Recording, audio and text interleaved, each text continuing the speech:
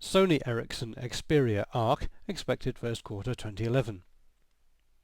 The new flagship phone in the Sony Ericsson range, the Sony Ericsson Xperia Arc, follows the recent trend of making Android devices progressively bigger, sporting a large 4.2-inch display in a handset design that manages to inject quite a lot of character and style into the mix.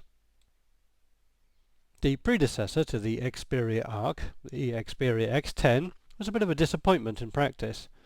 The Arc looks much more promising on paper, and in theory it's exactly the sort of thing that many Android customers are looking for. The main feature is the 4.2-inch display, which has a 480 by 852 pixel resolution and uses Sony's Bravia engine to give what Sony Ericsson call a reality display. Although really this is just another TFT LCD screen when it comes down to it. However, the display on the old X10 was generally very good in use. The Xperia Arc supports multi-touch too, unlike the X10, and the physical panel itself is designed to be both shatterproof and scratch resistant.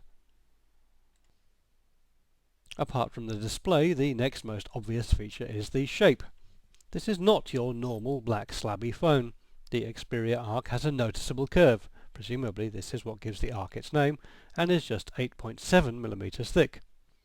Weighing only 117 grams, the Arc is about 15% lighter than the X10, although it does have a slightly bigger footprint. Available colours at launch should be Misty Silver and Midnight Blue. On the back is an 8.1 megapixel camera with autofocus and LED flash, plus geotagging. Camera enhancements include smile detection and an image stabilizer, touch focus, and Sony's X-More-R technology to help with low-light shots.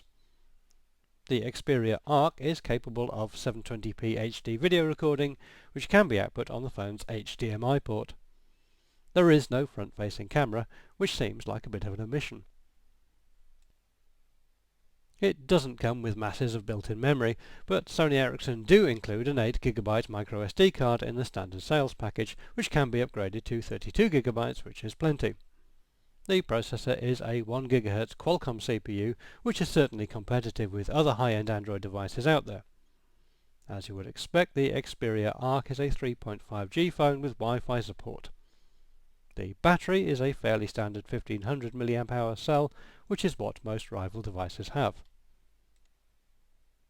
Other features include GPS. Some phones will be bundled with Sony Ericsson's Wise Pilot's turn-by-turn navigation, DLNA support, a 3.5mm audio socket, Bluetooth and an FM radio.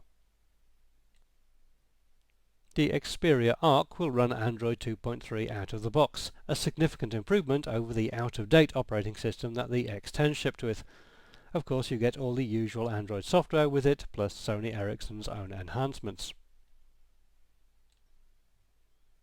Sony Ericsson say that the Xperia Arc will ship this quarter, but there's no guidance on price. The similarly specified HTC Desire HD retails for about €550 SIM-free, so we'd expect the Xperia Arc to be a similar price. This is a critical device for Sony Ericsson, who had a pretty poor 2010. In order to make the Xperia Arc a success, Sony Ericsson will need to deliver it on time and with the minimum of bugs, something that they've struggled with in the past. We also expect to see several other Android devices coming out soon from Sony Ericsson, who seem to be following the Motorola strategy of concentrating on high-end smartphones to turn their fortunes around.